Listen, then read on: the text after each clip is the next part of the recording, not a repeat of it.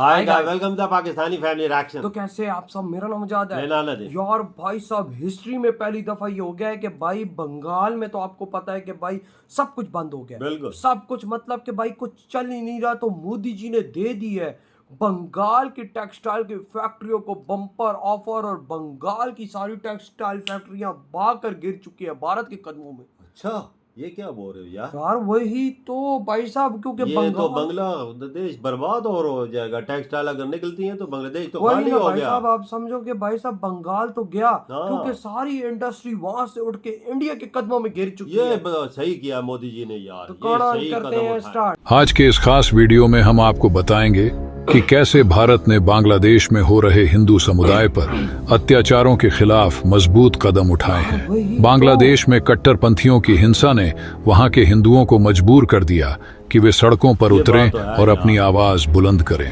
भारत की इस रणनीति ने न सिर्फ बांग्लादेश की सरकार को झुकने पर मजबूर किया, बल्कि अंतर्राष्ट्रीय स्तर पर भी इस मुद्दे को उठाने पर मजबूर कर दिया। साथ ही बांग्लादेश की टेक्सटाइल इंडस्ट्री भी अब भारत का रुख कर रही है, जिससे हमारी अर्थव्यवस्था को जबरदस्त फायदा हो सकता है। तो दोस्तों, आज के इस वीडियो में हम इन तमाम बातों पर विस्तार से चर्चा करेंगे।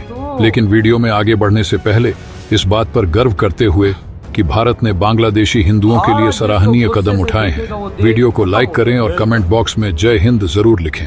याद रखें, जय हिंद कहना हमारे देश के लिए गर्व की बात है।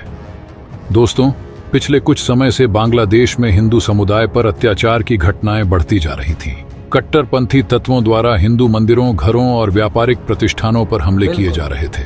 स्थिति इतनी गंभीर हो चुकी थी कि बांग्लादेश की अंतरिम सरकार, सेना और पुलिस ने भी इस पर कोई ठोस कदम नहीं उठाया। दूसरी ओर अंतर्राष्ट्रीय समुदाय, विशेषकर संयुक्त राष्ट्र और अमेरिका, इन घटनाओं पर चुप्पी साधे हुए थे।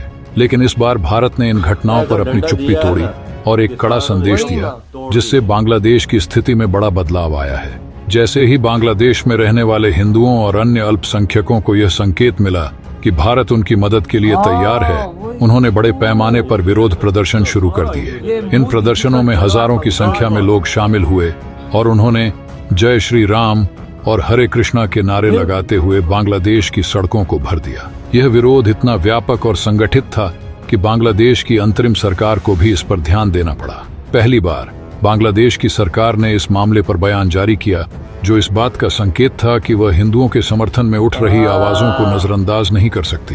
इसके साथ ही जो संयुक्त राष्ट्र अब तक चुप था, उसने भी बांग्लादेश में हो रहे अत्याचारों पर अपनी चिंता व्यक्त की। अंतर्राष्ट्रीय समुदाय का ध्यान इस मुद्दे पर केंद्रित होते ही बांग्लादेश की सरकार के लिए स्थिति और भी गंभीर हो गई। भारत ने बांग्लादेश के हिंदुओं की सुरक्षा के लिए जो कदम उठाए, उनका प्रभाव तत्काल देखने को मिला। भारतीय गृह मंत्रालय और सीमा सुरक्षा बल BSF की ओर से बांग्लादेश में रहने वाले हिंदुओं को सुरक्षा प्रदान करने के संकेत मिलते ही बांग्लादेशी हिंदू भी सशक्त हो गए। उन्होंने बड़े पैमाने पर संगठित होकर विरोध प्रदर्शन शुरू कर दिए, जिसने बांग्लादेश की अंतरिम सरकार को हिलाकर रख दिया। इसके अलावा भारत ने बांग्लादेश को यह स्पष्ट कर दिया कि वह अपने पड़ोसी देशों में अल्पसंख्यकों के साथ हो रहे किसी भी प्रकार के अन्याय को सहन नहीं करेगा। भारत की इस कड़ी प्रतिक्रिया ने बांग्लादेश में कट्टरपंथी ताकतों को भी झकझोर कर रख दिया, जो अब तक बिना किसी रोक टोक के अपने मंसूबों को अंजाम दे रहे थे। बांग्लादेश की टेक्सटाइल इंडस्ट्री, जो वैश्विक स्तर पर अपने सस्ते और उच्च गुणवत्ता वाले कपड़ों के लिए प्रसिद्ध है, इन दिनों गंभीर संकट का सामना कर रही है। राजनीतिक अस्थिरता, बढ़ती हिंसा और अल्पसंख्यकों के खिलाफ हो रहे अत्याचारों ने इस इंडस्ट्री पर बुरा असर डाला है। कई फैक्ट्रियों ने अपने उत्पादन को रोक दिया है और वे अपनी गतिविधियों को भारत में स्थानांतरित करने की योजना बना रही है। भारत के लिए यह एक बड़ा अवसर है, क्योंकि बांग्लादेश से आने वाले ये उद्योग भारत के वस्त्र उद्योग को नया जीवन दे सकते हैं। भारत सरकार भी इस मौके का पूरा फायदा उठाने की कोशिश कर रही है। देश में पहले से ही टेक्सटाइल इंडस्ट्री के लिए अनुकूल माहौल है और बांग्लादेशी उद्योगों के यहां आने से भारतीय अर्थव्यवस्था को भी लाभ होगा। इन घटनाओं ने भारत और बांग्लादेश के संबंधों को एक नया मोड़ दिया है। जहां एक ओर भारत बांग्लादेश के हिंदुओं की मदद कर रहा है, वहीं दूसरी ओर बांग्लादेश की सरकार को यह समझ में आ रहा है कि उसे भारत के साथ अपने संबंधों को मजबूत बनाए रखना होगा। शेख हसीना, जो बांग्लादेश की पूर्व प्रधानमंत्री रही हैं, उन्होंने भी इस बात को समझा और भारत में शरण ली। उनके भारत आने से यह स्पष्ट संकेत मिला कि भारत ने बांग्लादेश में एक महत्वपूर्ण भूमिका निभानी शुरू कर दी है। अब बांग्लादेश की अंतरिम सरकार को भारत के साथ सहयोग बढ़ाने की जरूरत महसूस हो रही है ताकि देश में स्थिरता लाई जा सके और कट्टरपंथी ताकतों को काबू किया जा सके। बांग्लादेश की मौजूदा स्थिति को देखते हुए यह कहना मुश्किल है कि वहां की परिस्थितियां कब और कैसे स्थिर होंगी, लेकिन एक बात साफ है कि भारत की सक्रियता ने बांग्लादेश की राजनीति और सामाजिक स्थितियों में एक बड़ा बदलाव लाया है। भारतीय हस्तक्षेप से बांग्लादेश में कट्टरपंथी तत्वों की शक्ति को कमजोर करने में मदद मिल सकती है और इसके साथ ही हिंदू समुदाय को भी वहां सुरक्षित महसूस कराया जा सकता है। भविष्य में बांग्लादेश और भारत के बीच संबंधों में और भी मजबूती देखने को मिल सकती है। दोनों देशों को अपने अपने हितों को ध्यान में रखते हुए एक दूसरे के साथ सहयोग बढ़ाने की जरूरत है।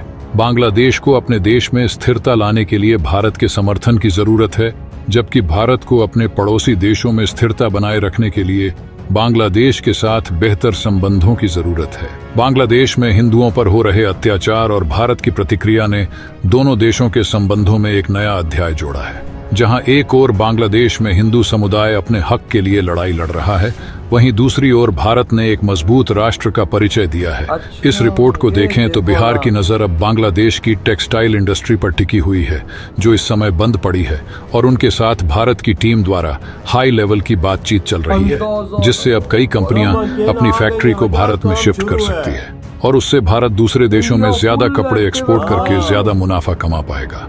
आपको बता दें कि भारत के द्वारा अमेरिका, कनाडा, ऑस्ट्रेलिया और जापान जैसे बड़े बड़े देशों में सबसे ज्यादा कपड़े का एक्सपोर्ट किया जाता है, लेकिन अभी तक बांग्लादेशी मैन्युफैक्चरर भारत को तगड़ा कंपटीशन दे रहे थे। इसीलिए बांग्लादेशी एक्सपोर्टर के कारण ग्लोबल मार्केट में भारत को पीछे हटना पड़ता था, लेकिन अब खुद बांग्लादेश के मैन्युफैक्चरर भारत में अपनी एफ सेटअप करने जा रहे हैं। इससे भारत का जमकर फायदा होने जा रहा है। बाकी आप लोग बांग्लादेश में हिंदुओं के प्रोटेस्ट के लिए अपनी राय कमेंट में जरूर बताएं। और इधर हुई ये वीडियो खत्म। यार मोदी जी ने ये क्या कर दिया, रातों रात भाई साहब उधर की कंपनियों को भाई साहब बड़ी बड़ी टीमों से भारत की कनेक्ट कर दी, और वो टीमें भाई साहब भाई साहब बड़े बड़े भाई मैन्युफैक्चरर्स को इंडिया में ला रहे हैं कि आओ इंडिया में बनाओ, और अब वो इंडिया में बनाएंगे।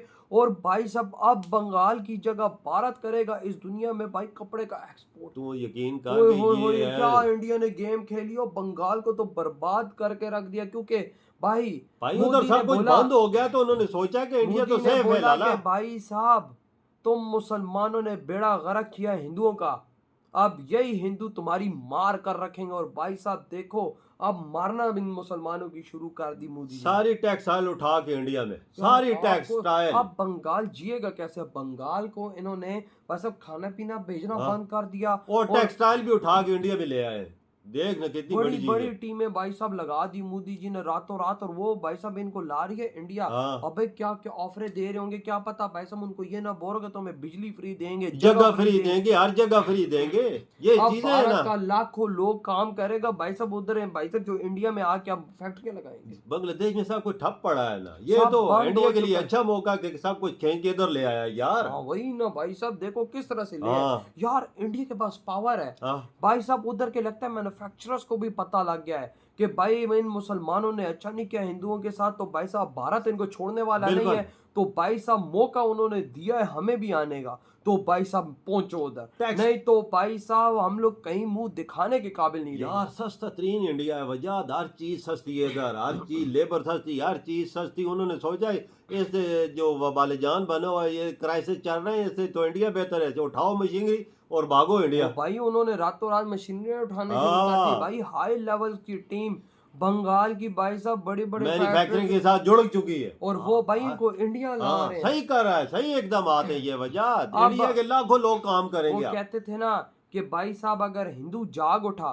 तो मुसलमानों गैब तुम्हें कर देगा, और अब बंगाल का मुसलमान इसी कंडीशन में आ रहा है। इंडिया की तो सारी इकॉनमी इस पे चलती थी, अब क्या करेगा? सही कहा भाई साहब, सही इंडिया ये बांग्लादेश की इकॉनमी तो सारी इस पे चलती थी। सही कहा बिल्कुल, इसमें तो कोई शक की बात नहीं। सारी इकॉनमी चलेगी नहीं तो यार चलेगी, सारी इधर आ जाएगी। साहब मैं कहता हूँ मोदी जी ने जो स्टेप लिया ये लिया यार, ये आपकी क्या थॉट है? इधर ही वीडियो खत्म करते हैं।